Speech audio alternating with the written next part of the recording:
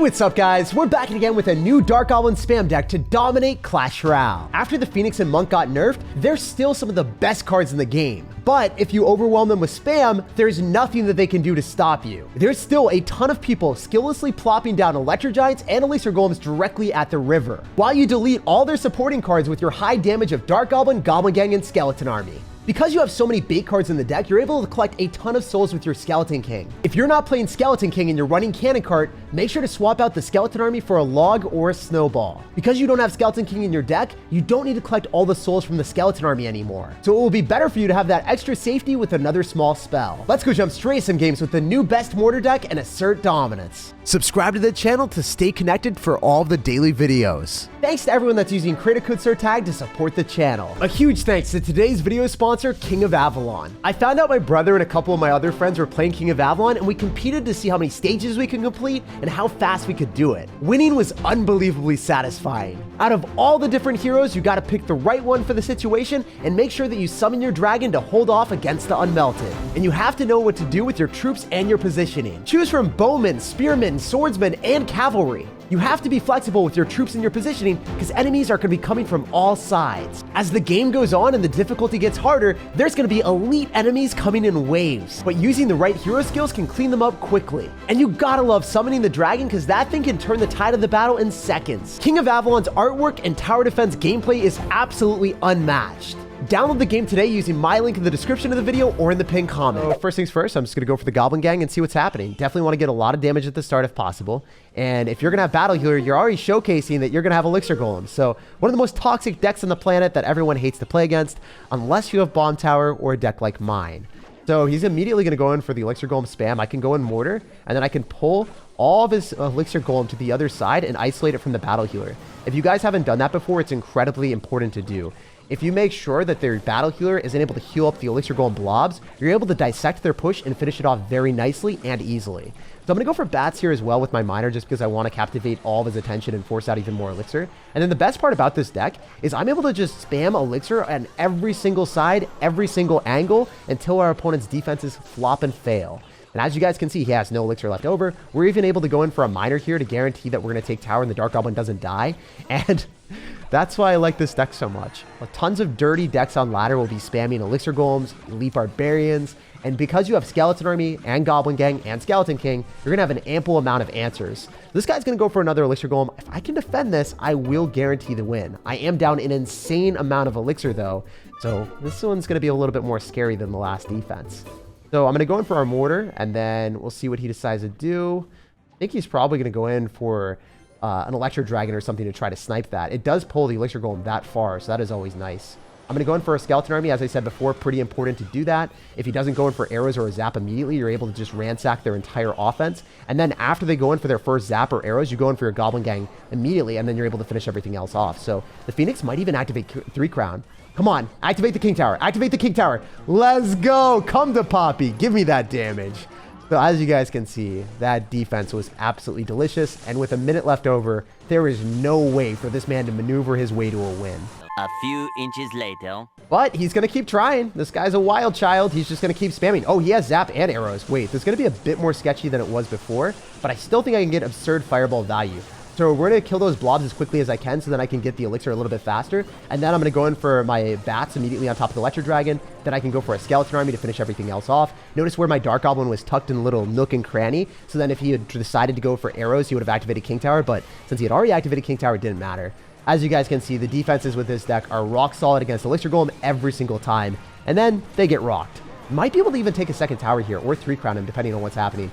I want to 3 crown the Elixir Golem player. No, it's not going to happen. I really wish it was possible, but this guy is relentless with his aggression. He's just always spamming Elixir Golems at the river, even though it has no time to even reach my tower. All right, so we got a game here. I actually recognize this guy. He's a very good player. So we're going to sauce out a good luck and we're going to see what he's up to. Obviously, I want to go for Goblin Gang and then go for a Skeleton King immediately because, okay, well, I wasn't able to collect all the souls from my goblins, but I did collect a good number of them. Tasty.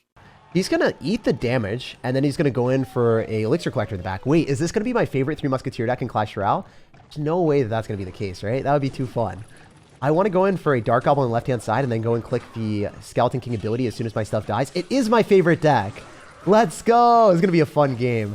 So I'm I'm going to click the Skeleton King ability, and then I think he's going to zap on this. So I'm going to Skeleton Army on top of the Goblins because I can't kill those unless he goes in for, like... Yeah, okay. So I was going to say, unless he doesn't support it. I guess he wasn't going to support it, so I should have Skeleton Armied earlier. I didn't expect him to minion horde on defense there. But he would have gotten 3 crowned if he had a minion hoarded. So this is going to be 3 Musketeers. It's going to be hard for us to defend this. Even though I'm up a lot right now, him going for 3 Musketeers is extraordinarily scary. I'm going to Fireball on the weaker tower right now that he has left over. And I'm going to be gearing up for bats on defense against the 2 Musketeers if I can. Okay, I can't do that anymore. I think that 1 Musketeer will die, so I won't have to spend any extra elixir here. And I'm going to go for Goblin Gang, expect him to zap on it, and then I'll go bats after. Yeah, we knew he was going to do that. Fortunately for us, the 2 Musketeers are going to target the tower, and the bats will be able to finish them off, and then the bats go back on the Giant. Here's the sketchy thing, though. We know that that Giant is going to put us into danger zone or just take our tower out completely, and that's exactly what we didn't want to see. So if I'm Miner, he could go in for Elixir Collector in the back. This is a very wonky and weird game that I'm currently down 1,600 HP on the right-hand tower. My goodness, dude. I think you're going to go for an Elixir Collector. If you don't, then I can go for a Skeleton King. The great thing about this deck is I can cycle multiple Fireballs if I have a Skeleton King on the back. Because I can cycle 3 cards and then get back to another Fireball. And in a double Elixir, that's very easy for us to accomplish. He didn't zap, so the Dark Goblin might end up taking some troubles. Okay, never mind. He's going to zap on the Dark Goblin, right? Eventually. I don't know when he's going to do it, but he's going to have to. Dude, he's not zapping on the Dark Goblin. He's going to go for a mirrored up Minion Horde. I don't think I've ever seen this version of my 3 Musketeer deck. What did he sub out for the mirror? Such a wonky and weird deck. I'm going to go in for a Goblin Gang here since we don't want to eat that damage from the Spear Goblins, and I can immediately go in for a Mortar. Oh my goodness. He's wild. He's trying to get that cheeky damage right now with 3 Musketeers in the middle.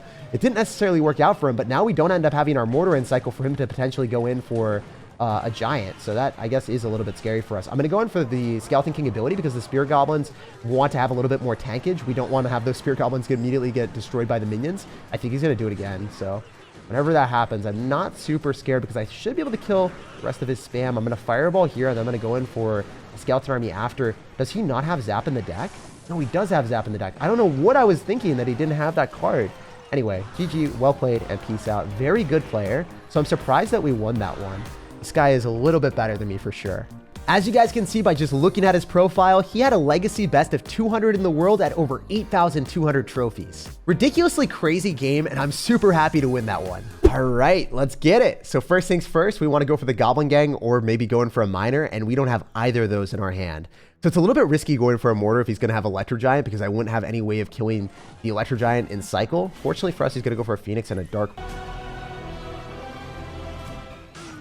Gonna be a weird situation to be in. I'm gonna go for a Skeleton Army at the river just to keep the Mortar alive since it's locked onto the tower. Because I don't know if you guys saw that, but I made the Dark Prince jump over the river. So then the tower retargets off of the Dark Prince onto our opponent's tower. So that's a trick that you can do with Mortar if you're playing against like a Dark Prince, for instance, or a regular Prince. Always make sure it jumps the river so then the Mortar starts targeting on top of the tower. You can also do that with Expo as well. If you're an Expo player, you can make sure that your opponent's Prince or Dark Prince jumps over the river. And then obviously your Mortar or Expo is like, wait, I can't shoot that anymore.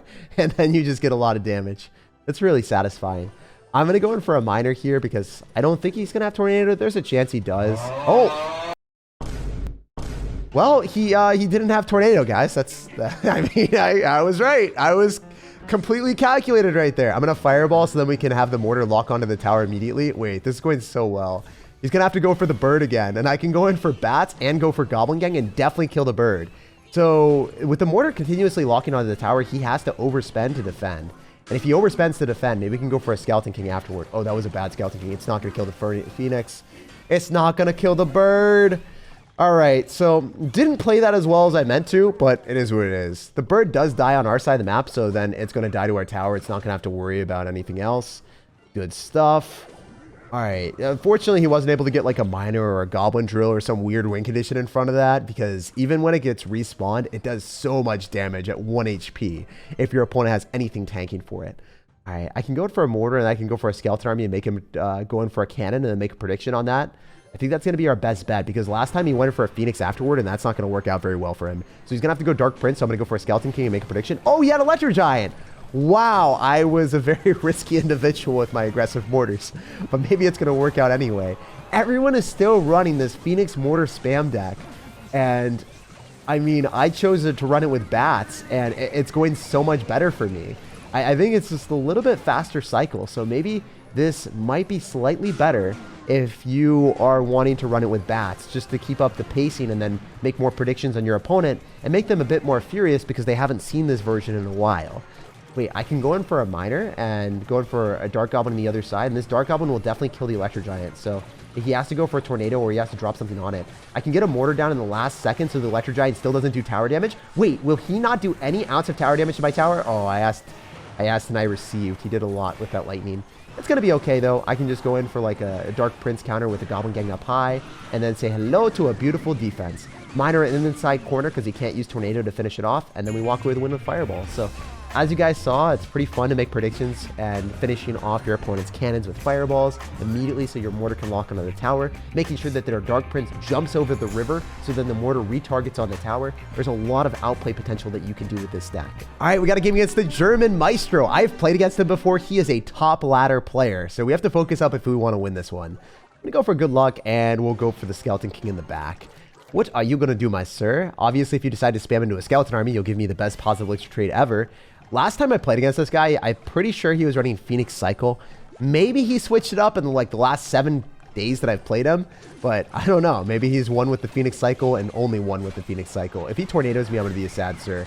At least the Skeleton King is going to give us a lot of damage, and then it looks like the Dark Goblin's able to kill the Phoenix. Can I Fireball and kill the Executioner? Yo, let's go! That Dark Goblin popped off with insane value. That's 1,300 damage, all at the start of the match. We know what his deck is. It's going to be Graveyard with Tornado and Phoenix. So I'm going to go in for an aggressive Mortar here, and he might be able to monk it back. I'm a little bit scared if he monks back my Mortar shots and kills my Dark Goblin. I'm pretty sure that's what he has in store for me right now. If I go Dark Goblin, oh man. Yeah, that's why I didn't want to do it. I didn't want to go Dark Goblin. I didn't want to go Goblin Gang. I wasn't able to. As much as I wanted to, it wasn't the right strategy. I can go in for a Goblin Gang here, and then I can go in for a Skeleton King afterward. The thing is, you have to predict people to try to make crazy outplay potential with the Monk because it's so satisfying. Even though this guy is insanely good at the game, and he probably knew that I wasn't going to mess up like that, he wanted to try it because it's like so much value right before his eyes, and he can't resist it. He always clicks that stupid 1 elixir button. I can go in for a Dark Goblin here and hopefully outrange the Executioner, or I can go in for a Mortar and play more aggressive. I think going in for the Mortar and playing a little bit more aggressive, making sure that the Ice Spirit goes onto that is a bit better. Because we know that the Mortar will retarget onto the tower and force out extra elixir. I mean, he's going to go for Skeletons. Are you going to drop the bird? Oh, you are definitely dropping the bird. So we get a shot. Oh, look at that. So the Mortar was targeting the Skeletons, but then the Skeletons got too close and it locked onto the tower. As you guys can see, he's got the Ultimate Champion emoji. So he's a very talented player. He's not someone that you should be taking lightly. We still haven't taken any damage, though, on our tower, so I'll take that. I can Fireball on top of the Executioner, but I think that's pretty predictable. See what he decides to do here. I want to go for Dark Goblin. I want that to lock onto the Executioner first, if possible. And it's just a really easy reflection value for him, so I'm not going to go in for the Fireball immediately. I will go for it afterward. I'm going to go in for a Mortar here, and then I can Fireball after. I'm going to go in for Bats. I'm going to go in for the Fireball now. Hopefully, we can even hit the Fire Spirit. And we do. That was really clutch. Oh, come on. That was a cheesy freeze, bro. That was a cheesy freeze. And he gives me the laugh, too. So, you know what? Incredibly good player. I think he found the opportunity to go in for a cheese freeze and made it work. So you can't win every game you can play. But as you guys saw, I was doing really well until he was able to build up a big push. If I could have done anything differently in this match, what I would have done is I would have tried to go opposite lane of the Graveyard Freeze player so then he can't stockpile such a big push. After he defended, he was able to go in for a massive parade push with an Executioner, Monk, Phoenix, and it was pretty much unstoppable at that point. So against people that are running Graveyard Splash Yard, go opposite lane, so then they have to defend and then build a push in the other lane.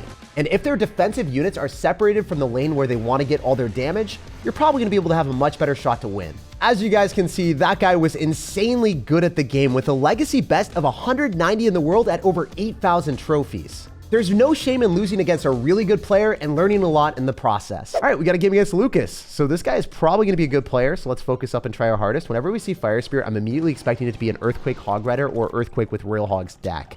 That's just the most common deck in the game whenever you see Fire Spirit. So I'm going to go for Goblin Gang. I'm going to go for Bats on the right-hand side, and I want to go for a Miner here as well. Wait, is this Electro Giant? Oh, it's going to be an Electro Giant. If we can go and snipe that Bomber, then the Skeletons are going to thrive, especially because our opponent doesn't have Tornado in cycle. I don't think he has any answer to the Skeleton King ability. So, bro, you have no ability to shut down my ability. How does that feel? Oh my gosh. We almost stole the entire tower. Despite him having the bird, he had no answer. I think I can go in for like a Dark Goblin to snipe the rest of the bird. It's interesting to see the flaming mechanic on the bird. You guys are noticing that. The original bird has this flaming mechanism, and it's kind of a cool aesthetic, so you can differentiate the phoenixes. All right, so I might want to go in for a fireball here and just be able to damage down the elixir collector a little bit. And the Dark Goblin is going to put in a ton of damage on the 3 crown. If this guy's got Electro Giant, I can show you the best possible defense to it. Oh, let's go. That's exactly what we wanted to see. Wait, do I even want to defend? I could straight up 3 crown this man. There's a chance that that's the best play. Oh, what do I want to do here? The world is my oyster. I'm going to go in for a Skeleton King. I'm going to go in for the Miner, and then I'm going to go in for a Skeleton Army in the middle. And I expect him to tornado the Skeleton Army. If he doesn't, I'd be surprised. All right, so I'm going to go in for the Skeleton King ability when it's near full, and I don't think he's able to stop that. I think that's too many skeletons. It's like a graveyard on his 3 crown, so all I need to do is go in for one more Miner and a Fireball, and I walk away with a win. Isn't it satisfying 3 crowning Electro Giant players? Did you guys ever think that was possible? The only reason it is possible is because I'm running a deck that's really, really annoying with Skeleton King. If I didn't have Skeleton King in the deck, it wouldn't be a possibility. GG, well played and peace out. He didn't even want to defend the goblins. He knew that the Miner and Fireball were coming for his crowns. Not a bad Electro Giant player either. This guy was Ultimate Champion this season, and he was also 7,792 trophies personal best. It's pretty ridiculous 3 crowning Electro Giant players when you're supposed to be running the control deck with Mortar. Skeleton King spam is out of control. Like, subscribe for more daily videos, and have an incredible rest of your day.